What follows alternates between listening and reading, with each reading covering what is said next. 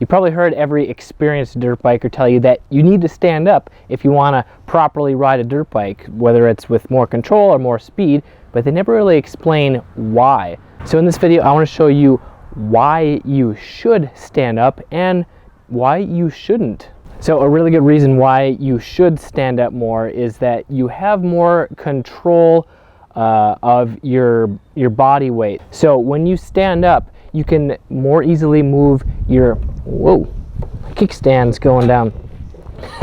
When you stand up more, you can more easily move your body weight forward and backward to anticipate what the bike is going to do, and this will allow you to use less energy rather than sitting there. So for example, if you're going down a trail that's really whooped out, there's a lot of bumps and you're getting bounced around all the time and you're sitting down, if you're standing up, you can anticipate the bumps by shifting your weight a lot more if you're standing rather than sitting. And when you can shift your weight more, you're just going to get fatigued less as long as you're not putting all your weight and the stress into your hands. So why you shouldn't: if you're just standing up just to stand up because you think you're going to have more control, well then it might not be helping. So if you're not using the proper position and shifting your weight properly, then you're going to be using more energy standing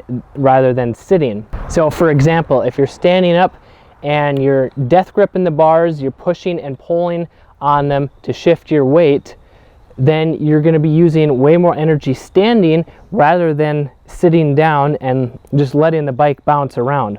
And if you are standing and you're trying to absorb the bumps by bending at the knees, it's just going to be like doing squats all day long, and you're going to get exhausted quickly as well. So if you find yourself that when you're accelerating or decelerating, you're getting pushed back and pulled forward, and you have to push and pull with your hands, and it's causing your hands and your arms and your wrists to get fatigued really quickly, then you're not using proper standing position, and it's probably going to be less tiring to just sit down. And then going back to why you should stand up, it also allows you to move your body outside of the bike more to stay in balance as well as to get better traction. So if you're going around a corner and you need to quickly shift your weight to stay in balance so that you don't fall over, it's easier to stand up and use your hips, your core, your knees